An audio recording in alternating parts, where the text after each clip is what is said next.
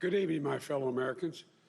Over the past few weeks, officials in each state, commonwealth, and district, without regard to party or political preference, have certified the winning candidates. Today, a member of the Electoral College, representing the certified winner, cast their votes for President and Vice President of the United States in an act just as old as our nation itself.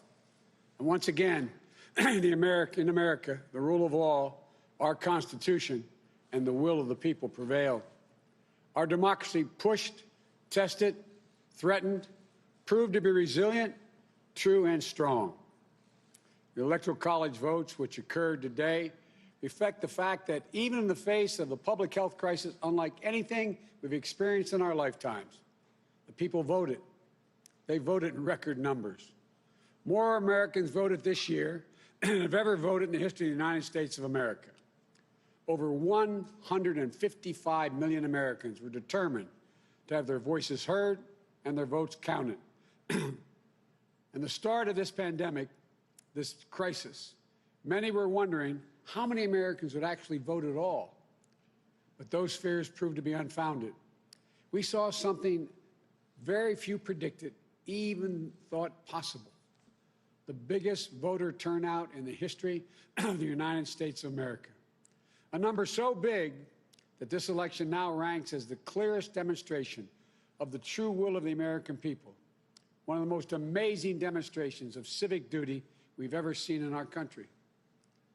It should be celebrated, not attacked. More than 81 million of those votes were cast for me and Vice President-elect Harris. That, too, is a record. More than any ticket has received in the history of America. It represents a winning margin of more than 7 million votes over the number of votes cast for my opponent. Together, the Vice President-elect Harris and I earned 306 electoral votes, well exceeding the 270 electoral votes needed to secure victory. 306 electoral votes is the same number of electoral votes that Donald Trump and Vice President Pence received when they won in 2016. Excuse me.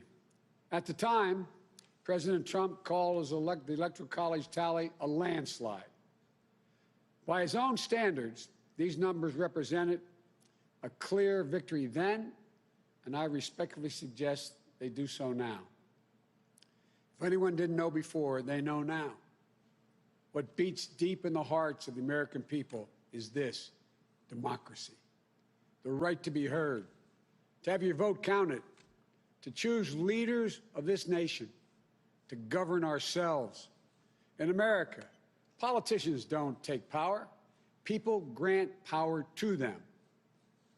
The flame of democracy was lit in this nation a long time ago.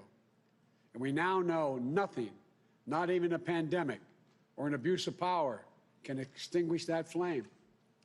And as the people kept it aflame, so too did courageous state and local officials and election workers. American democracy works because America makes it work at a local level. One of the extraordinary things we saw this year was that everyday Americans, our friends and our neighbors, often volunteers, Democrats, Republicans, independents, demonstrating absolute courage. They showed a deep and unwavering faith in and a commitment to the law. They did their duty in the face of a pandemic. And then they could not and would not give credence to what they knew was not true. They knew this election was overseen. It was overseen by them. It was honest. It was free. And it was fair.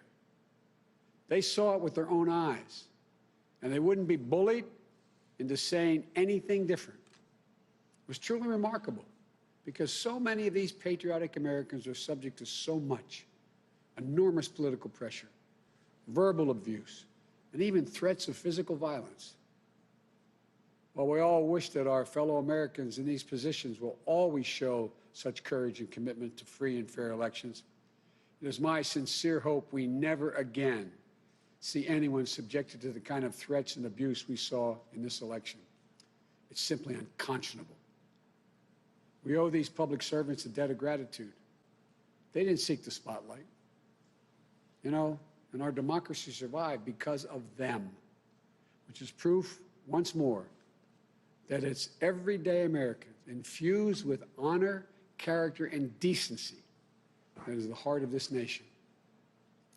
In this election, their integrity was matched by their strength, independence, and the integrity of our judicial system.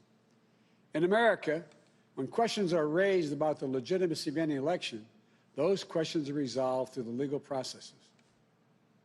And that's precisely what happened here. The Trump campaign brought dozens and dozens and dozens of legal challenges to test the result. They were heard again and again. And each of the times they were heard, they were found to be without merit. Time and again, President Trump's lawyers presented arguments to state officials, state legislatures, state and federal courts, and ultimately to the United States Supreme Court twice. They were heard by more than 80 judges across this country, and in every case, no cause or evidence was found to reverse or question or dispute the results. A few states went for recounts. All the counts were confirmed. The results in Georgia were counted 3 times. Didn't change the outcome. The recount conducted in Wisconsin actually saw our margin grow. The margin we had in Michigan was 14 times the margin President Trump won that state by 4 years ago. Our margin in Pennsylvania was nearly twice the size of the Trump margin 4 years ago. And yet, none of this has stopped baseless claims about the legitimacy of the results. Even more stunning, 17 Republican attorneys general and 126 Republican members of the Congress actually signed on to a lawsuit filed by the state of Texas. That lawsuit asked the United States Supreme Court to reject the certified vote counts in Georgia, Michigan, Pennsylvania, and Wisconsin. This legal maneuver was an effort by elected officials and one group of states to try to get the Supreme Court to wipe out the votes of more than 20 million Americans in other states, and to hand the presidency to a candidate who lost the Electoral College, lost the popular vote, and lost each and every one of the states whose votes they were trying to reverse. It's a position so extreme, we've never seen it before. A position that refused to respect the will of the people, refused to respect the rule of law, and refused to honor our Constitution. Thankfully, a unanimous Supreme Court immediately and completely rejected this effort. The court sent a clear signal to President Trump that there would be no part of an unprecedented assault on our democracy. Every single avenue was made available to President Trump to contest the results. He took full advantage of each and every one of those avenues. President Trump was denied no course of action he wanted to take. He took his case to Republican governors and Republican Secretary of State, as he criticized many of them, to Republican state legislatures, to Republican-appointed judges at every level. And in a case decided after the Supreme Court's latest rejection, a judge appointed by President Trump wrote, quote, "This court has allowed the plaintiff the chance to make his case, and he has lost on the merits," end of quote. Lost on the merits. Even President Trump's own cybersecurity chief, overseeing our elections, said it was the most secure election in American history, and summarily was let go. Let me say it again. His own cybersecurity chief, overseeing this election, said it was the most secure in American history. Respecting the will of the people is at the heart of our democracy, even when we find those results hard to accept.